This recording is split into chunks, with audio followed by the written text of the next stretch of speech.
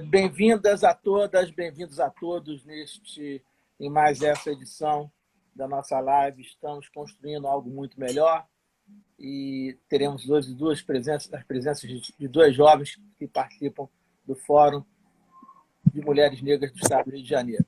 Vamos conversar primeiro com a Helena Bretas, que vai falar um pouco sobre o tema juventude, e logo depois vamos falar com a Deise Gomes, que vai nos falar sobre a questão da cultura nesses tempos de corona, enfim, de pandemia. Bom, a Helena já está aqui na linha. A Helena, está me ouvindo bem?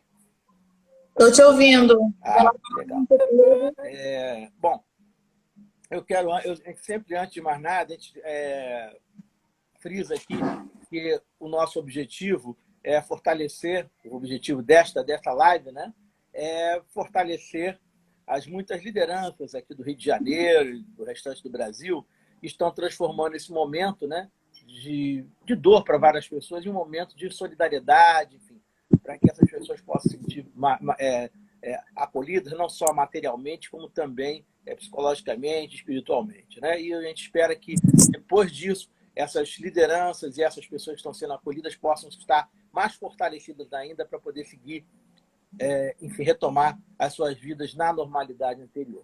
Bom, Helena, o tema que a gente pediu para você abordar é justamente como é que está essa juventude negra, tá? Diante desse clima aí, desses tempos de coronavírus. Mas, antes de mais nada, eu gostaria que você contasse, assim, em breves palavras, um pouquinho aí da tua história, você se apresentasse para que as pessoas pudessem te conhecer um pouco melhor, tá? Tá bom. Boa tarde a todos e todas. Eu sou Helena Bretas, tenho 24 anos, sou estudante de engenharia da UF, de engenharia ambiental, e faço parte da União de Negros pela Igualdade, o Negro. Sou diretora de juventude aqui no meu município, faço parte da Unegro Nacional também, faço parte do Fórum de Mulheres Negras aqui do meu município, do Fórum Estadual. Ok. E, Helena, eu queria saber de você como é que anda a nossa juventude negra nesse tempo, né? Nesses tempos onde tudo está sendo... Onde a gente tem que enfim, ficar em casa e só sair quando é uma coisa bem urgente, enfim, uma coisa de extrema necessidade, né? Principalmente o jovem, né? Que é muito... Tem aquela energia natural, né? Evidentemente. E queria saber como é que está, como é que vocês estão atravessando esse momento.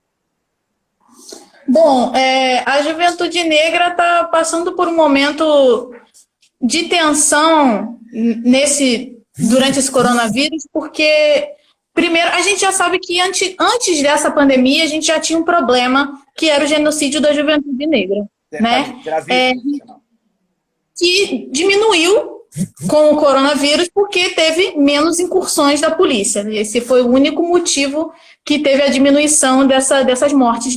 Então, o genocídio da juventude negra, né, diminuiu por causa do coronavírus, mas a gente continua com essa política, essa necropolítica, que é essa possibilidade de você descartar, né? Você escolher uma população para você descartar. A necropolítica, né? Esse conceito de você escolher essa população, qual você vai descartar, que já vinha sendo usado antes de uma forma com a ponta do fuzil, agora está sendo usado na base da negligência com o coronavírus, né? A juventude negra, parte dela está se arriscando, né, nesses trabalhos mais precarizados, como, por exemplo, o trabalho de entregador de aplicativo, né, que em sua maioria são jovens de 18 a 29 anos que pedalam ou dirigem motocicletas mais de 10 horas por dia para poder conseguir o seu sustento.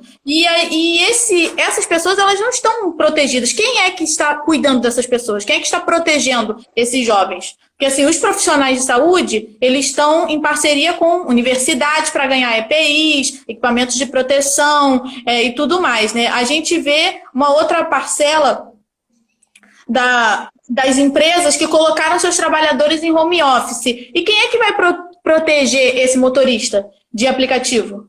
Que ele não vai receber nem de quem ele está entregando, né? e nem do próprio aplicativo, nenhum tipo de proteção. Então, assim, já é uma parcela da juventude negra que está sofrendo com esse coronavírus, com essa exposição constante ao vírus e que pode prejudicar, né, a sua saúde, a saúde da sua família.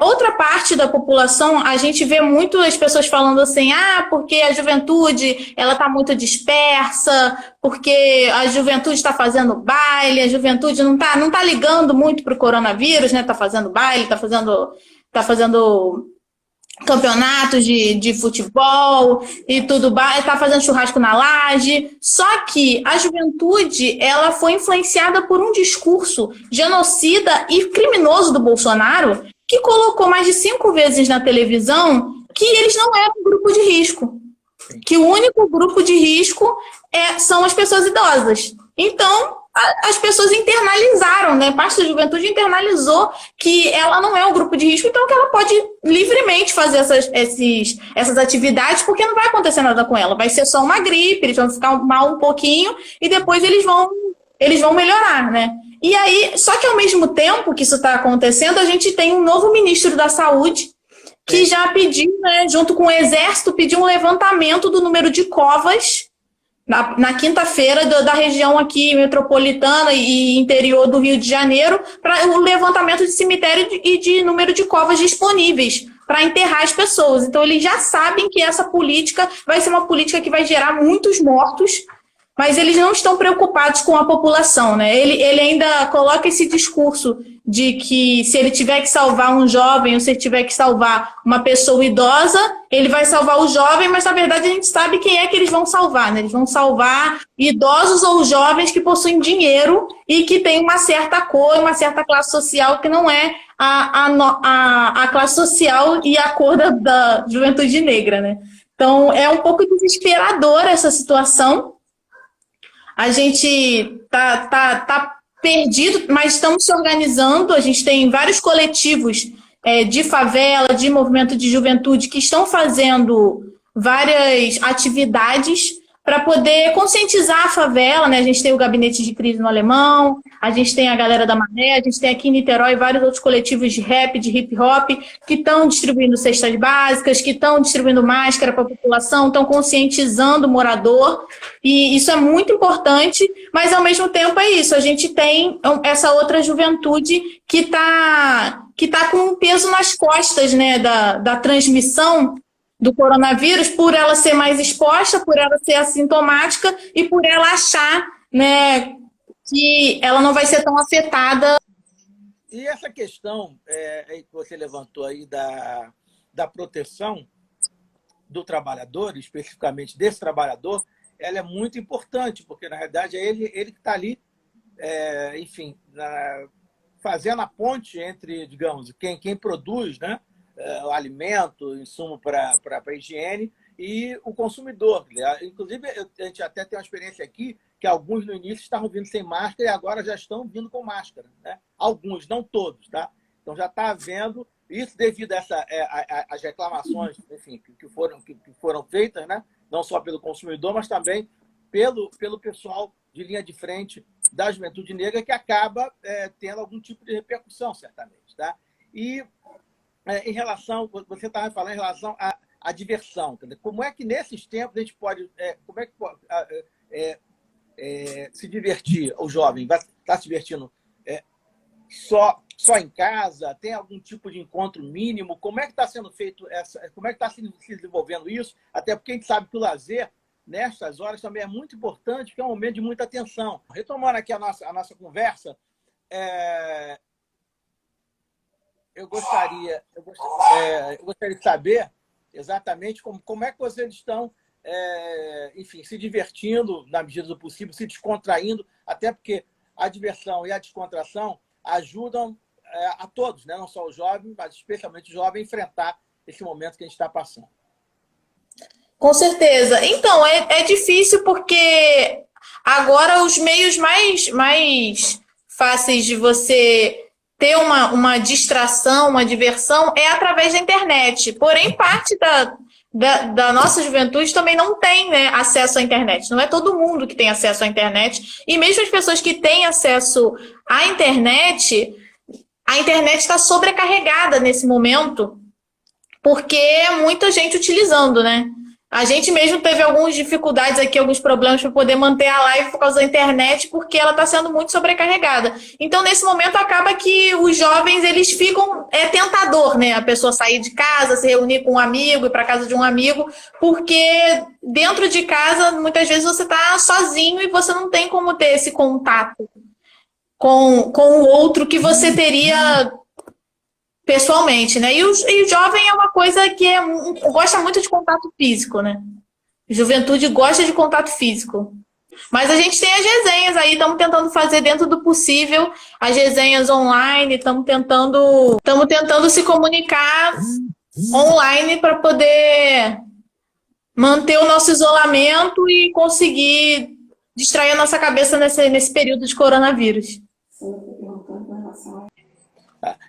Helena, são duas questões aqui que estão sendo levantadas em relação à educação, tá? Tem essa questão do ensino à distância e também a questão do calendário do Enem. Como é que vocês estão vendo isso e como é que vocês estão enfrentando essa situação? Bom, isso está bem problemático porque justamente por essa coisa que eu falei, que parte dos jovens não estão tendo acesso à internet. O Enem, ontem, né, foi a Justiça de São Paulo, se não me engano, determinou o adiamento do Enem, o adiamento de 15 dias do período de isenção que terminava ontem. Só que é muito complicado porque a gente, durante todo esse período, né, nós estamos ainda, a galera que está se preparando para o vestibular está tendo que estudar em casa, né, com aula online.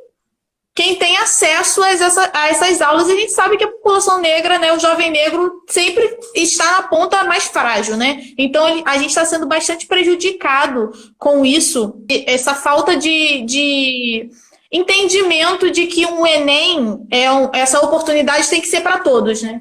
Inclusive, tem até um agravante, que é o caso do Enem online, né? Que já vai começar esse ano, eles já vão aplicar para alguns candidatos, em algumas cidades, um Enem online que pode ainda prejudicar ainda mais o acesso da juventude negra a essa forma de entrar na universidade. Então, está sendo colocado também essa proposta de EAD para a rede pública, o que, de qualquer forma, é muito ruim. Eu tinha feito até uma live na semana passada como professora da rede pública, que a gente estava falando sobre isso, e a live não conseguiu continuar porque a própria professora ela não estava tendo internet suficiente para se manter na live, né? Então, se já é difícil o modelo EAD, a gente já sabe das limitações do modelo EAD, né? Enquanto fora do coronavírus, né, optam por essa modalidade, que dirá para professores e alunos que não tem estrutura, não tem nenhuma experiência com isso, com o EAD, como é que a gente vai fazer para poder manter a qualidade dessas aulas e para o jovem ter acesso a isso? É muito complicado, eu acho que acredita que vai prejudicar muito a juventude negra, acho que vai ser bem prejudicial. Há o risco de haver uma desistência de estudo no meio do caminho, há um risco de evasão. Estou te ouvindo. Eu queria saber o seguinte, aprofundando um pouquinho mais disso que você falou aí, corre-se o risco de evasão escolar? Com certeza. Com certeza, até porque parte desses jovens também estão... a gente está num momento de renda emergencial, né? Um momento em que as pessoas estão perdendo a sua renda, muita gente sendo demitida, muita gente não conseguindo se sustentar. E a gente sabe que parte dessa população jovem está também nesse momento de quarentena tentando arranjar novas formas de subsistência para ajudar a sua família a sobreviver.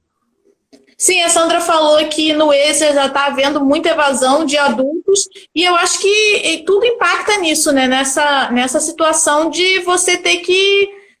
Como é que você vai sobreviver nesse momento de quarentena, né? As políticas, isso volta para um debate importante que eu não falei, que a gente não pode resolver nossos problemas coletivos com ações individuais. O que está acontecendo, na verdade, né, tanto com a juventude negra quanto com a população negra em geral, é que nós, enquanto movimento social, nós, enquanto coletivos de favela, de periferia, de juventude, a gente está fazendo o nosso corre numa ação individual para poder ajudar outras pessoas que estão com problemas imediatos, que elas precisam comer imediatamente, não dá para esperar até sair o auxílio emergencial que já está demorando para sair, né? Então, isso nos é importante, a nossa organização por políticas públicas, né? Por mais políticas públicas para nós. Essa defesa do SUS é fundamental, o emprego é uma coisa fundamental e para a política pública de educação é fundamental, porque senão a gente não consegue, a gente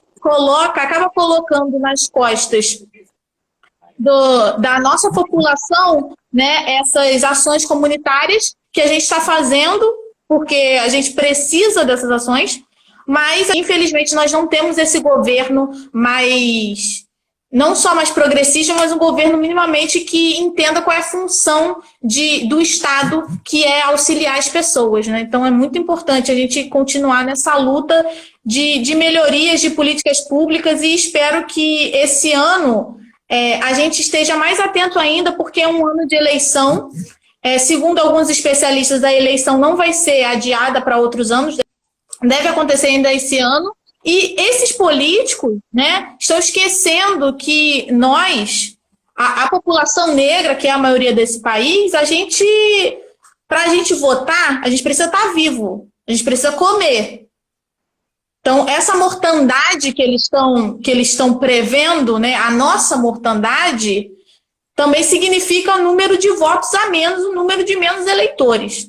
Né? Então, inclusive uma burrice você não seguir as medidas de saúde pública que a gente deveria seguir e seguir de acordo com o mercado, de acordo com a economia, com a desculpa da economia, e deixar as pessoas ao léu e acharem que eles vão conseguir se sustentar nesses seus cargos, sendo que eles são eleitos por uma população, e a maioria da população que elege eles é a população preta e a população da favela, que é lá que eles vão na hora da eleição, né? É no nosso espaço, na nossa periferia, que eles vão lá pegar esses votos. Para poder concluir essa nossa conversa, eu gostaria que a Helena, enfim, com as suas palavras finais, suas observações finais a respeito desse panorama que ela tão bem abordou nessa mais de meia hora que a gente está aqui na nossa live. Eu acho que é importante a gente reforçar, né? Não só o isolamento, é importante a gente reforçar para os jovens que o vírus ele pode atingir a todos nós. O vírus ele pode ser fatal a qualquer pessoa. Até porque existem jovens que têm pessoas com deficiência, né? Jovens que têm problemas respiratórios, que têm algum outro resquício de outras doenças, imunidade baixa, enfim. Então, toda a população pode ser um grupo de risco, né? E a própria pessoa que não pega o Covid, que ela não vai morrer com o Covid, ela pode pegar o Covid e depois ela se tornar um grupo de risco, porque ela pode sofrer alguma alteração no pulmão. Então, o principal para mim é a gente reforçar essa nossa, não só o sentido do isolamento e da quarentena, mas também, por último, para terminar mesmo, reforçar que saúde pública é um debate que precisa ser feito com o jovem. O debate da saúde não é feito conosco. As pessoas abordam o jovem para falar no máximo, a DST, gravidez na adolescência, e mesmo assim isso é insuficiente, né? Porque a gente sabe a quantidade de jovens aí que estão grávidas cada vez mais cedo por falta de orientação e por falta de informação. Mas a juventude precisa que o poder público tenha um olhar para ela e que esse debate da saúde seja feito conosco da maneira correta, né? Porque encarar a gente só como emissor do coronavírus e não como pessoas que podem ser realmente afetadas, pode ocasionar essas mortes de jovens que já estão ocasionando aqui no estado do Rio de Janeiro, de vários jovens que não tiveram o tratamento por não ser por não ter o acesso à política de saúde, porque tinham outras pessoas mais graves e tal, e aí os jovens voltaram para casa e acabaram morrendo por essa falta de tratamento. Então, que a gente possa ter mais, fazer esse debate da saúde também com a juventude e que a juventude está aberta a isso, né? Nós, nossos coletivos, estamos abertos a colaborar, a debater e que a gente possa alcançar cada vez mais jovens para poder nós conseguirmos superar essa pandemia juntos, em casa, né? No isolamento. É isso. Muito obrigada, Miro. Ok, querida. Agora que chegou aqui o teu som, aqui, eu agradeço muitíssimo a sua participação aqui nessa nossa live. Estamos construindo algo muito melhor, tá? Certamente mais para frente a gente volta a te incomodar aí em Niterói. E eu peço licença, a gente vai fazer um pequeno intervalinho de 1 minutinho, a gente vai e volta para a próxima entrevista com a Deise Gomes, conforme a gente fez na nossa outra live, quando a gente saiu. Um minutinho e a gente volta de novo, já com a Deise Gomes, falando sobre essa questão dos trabalhadores em cultura, especialmente a questão de como é que estão as artesãs e os artesãos. Então, espera um pouquinho, a gente vai e volta, tá? Daqui a 1 minutinho. Helena, fica ligada na gente, hein? Beijinhos. Tchau, tchau, querida. Bom, beijo. Estamos construindo algo muito melhor.